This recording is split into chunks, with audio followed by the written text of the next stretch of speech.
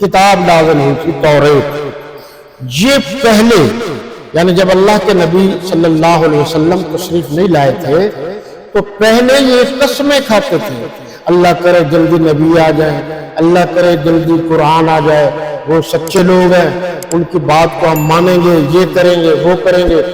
جب اللہ نے نبی بھی بھیج دیا ہے اور قرآن بھی بھیج دیا تو پھر کہیں گے ہم نہیں مانتے۔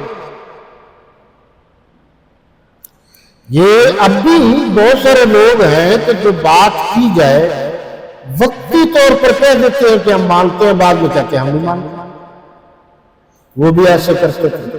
اللہ نے فرمایا انہوں نے انکار کیا ہے، کفر کیا ہے، تو ان کے کفر کے سبب ان پر اللہ کی طرف سے لعنت۔ اچھا، لعنت کسے کہتے ہیں؟ لعنت کے معنی ہے پھٹکار کی، یہ ذات یعنی اللہ کی رحمت سے محروم اور اللہ کی ناراضگی جو ہے، اللہ کی پھٹکار جو ہے وہ اس پر، اس کو کہتے ہیں یہ لعنت۔ آگے کہا وَلَمَّا جَاءَهُمْ كِتَابٌ مِّنْ عِندِ اللَّهِ مُصَدِّقٌ لِّمَا مَعَهُمْ، اور جب اللہ کے ہاں سے ان کے پاس کتاب آئی تو ان کی آسمانی کتاب کی بھی تصدیق کرتی۔ یہ آپ سب جانتے ہیں، گزشتہ کتابوں میں اللہ کے نبی کی آمد کی تصدیق اور قرآن کی تصدیق، اور قرآن میں گزشتہ نبیوں کی تصدیق اور ان پر جو کتابیں اتری ان کی تصدیق۔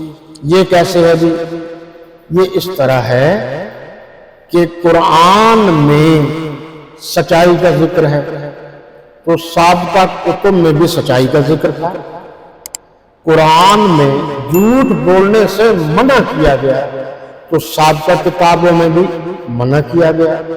ہمارے نبی کریم صلی اللہ علیہ وسلم نے جو بات کی ہے وحدانیت اور توحید کے بارے میں وہ بھی وہی کرتے تھے، لیکن ہوا کیا کہ بعد میں انہوں نے جو کتاب کے بڑے بنے ہوئے تھے اور اس دور میں اس کتاب کا مطالعہ کرنے والے تھے، انہوں نے جھوٹ بولا اور جھوٹ بول کر اس بات سے مکر گئے، یعنی کہتے تھے کہ سچ تو بولنا چاہیے، جہاں اپنا فائدہ ہو تو وہاں جھوٹ بھی بول لینا چاہیے۔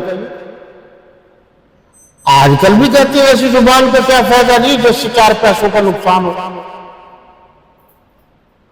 تو یہ چیزیں تھی، اس کی ممانعت ہے۔ فرمایا یستفتحون علی الذین کفروا، اور وہ پہلے ہمیشہ کافروں پر فتح مانگا کرتے تھے، یعنی وسیلہ مانگتے تھے قرآن کا اور حضور صلی اللہ علیہ وسلم کا، یا اللہ ہم اس وسیلے سے دعا کرتے ہیں کہ ہمیں جو ہے نا کافروں پر کامیابی دے، فتح دے۔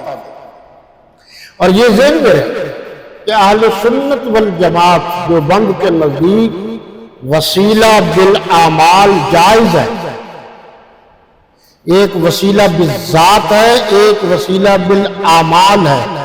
اللہ کے ہاں کسی انسان کی حیثیت ذات کی وجہ سے نہیں، اس کے جتنے اچھے اعمال ہوں گے اللہ کے ہاں اس کی اہمیت اتنی بڑھتی جائے گی، جو بھی نیک کام کرے گا اتنی اہمیت اس کی بڑھتی جائے گی۔ آگے آگے بئس ما اشتروا بہ انفسہم ان یکفروا، جس چیز کے بدلے انہوں نے اپنے تئیں بیج ڈالا وہ بہت بری۔ بیج کیا تھا جی؟ جلن، آج کل بھی ہے جیلسی، اور کہا کرتے تھے یہ جتنی کتابیں ہیں تو ہماری وجہ سے ہیں، حالانکہ یہ سارے کا سارا جھوٹ تھا، یہ تو اللہ کی ان پر عنایت، اللہ کی ان پر مہربانی تھی۔ تو اس سے وہ غضب میں مبتلا ہو گئے۔ یہ کچھ باتیں اس ضمن میں ہمارے پاس ویسے تو بہت حوالے ہیں، یہ آسان جو ہے وہ ڈاکٹر اسرار احمد صاحب کی جو ابھی حال ہی میں نے تفسیر منگائی ہے، تفسیر تو ان کے ساتھ جلدوں میں ہے، بیان القرآن، یہ اس کو کہہ لیجئے جی آپ اللہ کے فضل و کرم سے آسان ترجمہ قرآن، تو یہ وہ ہے، اس میں بھی انہوں نے یہ بات لکھی ہے اور بہت معقول بات لکھی۔ یہ دیکھیں جی کہ پہلی تو بات یہ موسیٰ علیہ السلام کے بعد حضرت عیسیٰ علیہ السلام رسول ہیں، درمیان میں جتنے پیغمبر ہیں وہ سب نبی، سادہ سی بات۔ اور ایک معجزہ ہے، ایک کرامت۔ کرامت اللہ کے ولیوں سے سرزد ہوتی ہے، کبھی کبھار ہوتی ہے، اللہ کی مرضی سے ہوتی ہے اور ضرورت کے مطابق ہوتی ہے۔ ضروری نہیں کہ ہر وقت ہر پیر کرامتیں دکھاتا پھرے، یا پیر کرامتیں دکھانے کا پابند ہو، اس طرح کی بات نہیں ہے، کبھی کبھار۔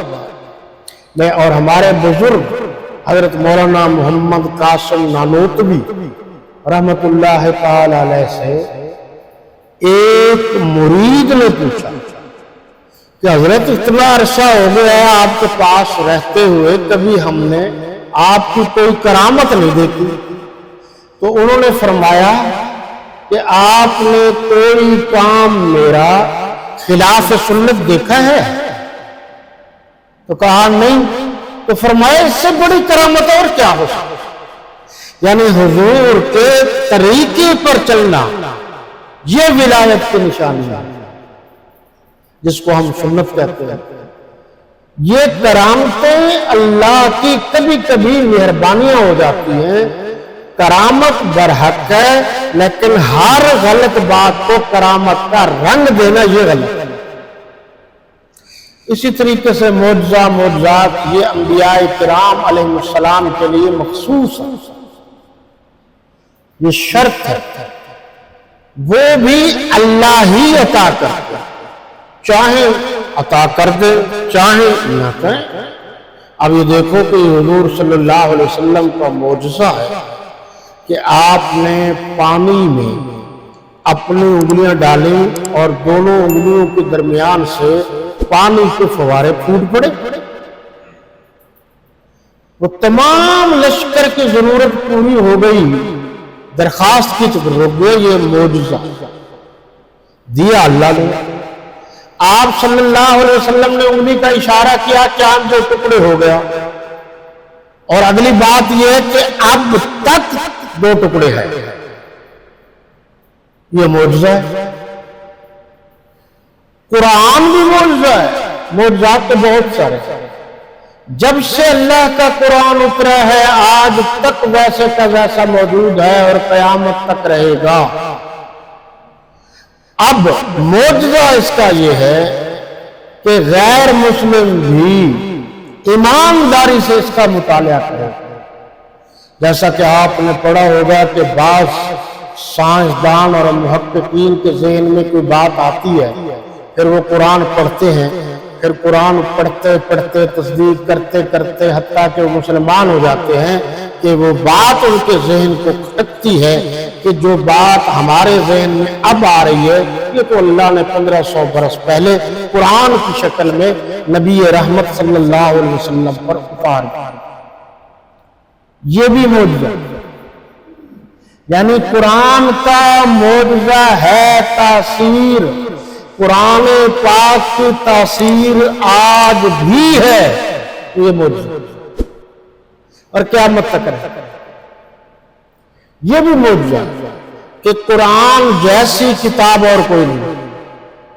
تو ان باتوں سے پتہ چلتا ہے کہ جو معجزات ہیں وہ بھی اللہ کی طرف سے۔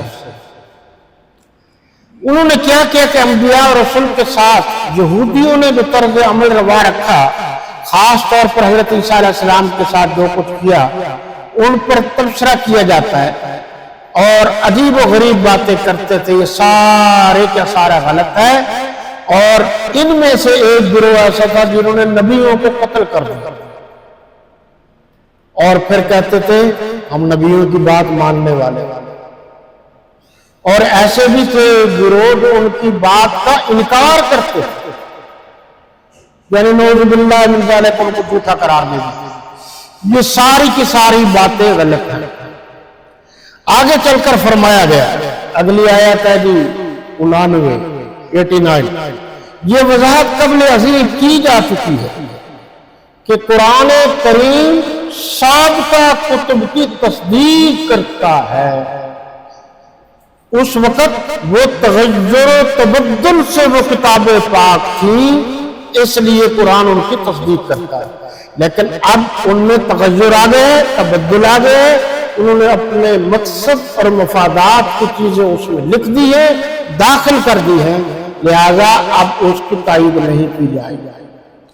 جیسا کہ ہمارے ہاں اب بھی ہے کہ کہا جاتا ہے یار ان سے نکاح ہو سکتا ہے، یہ صاحب کتاب ہے، یعنی عیسائی یہودی، یہ غلط نہیں ہو سکتا۔ جو کہ صاحب کتاب تھے وہ اس دنیا سے جا چکے، انہوں نے تغیر و تبدل کر دیا ہے، اب کسی غیر مسلم سے مسلمان کا نکاح نہیں ہو سکتا۔ آگے تھوڑا سا دیکھیں گے جی کہ آیت نمبر 90، اس آیت نمبر 90 میں یہ بتایا گیا کہ دنیا کی تھوڑی سی چیزیں ایسی ہیں جو مفادات کی وجہ سے چگراہٹ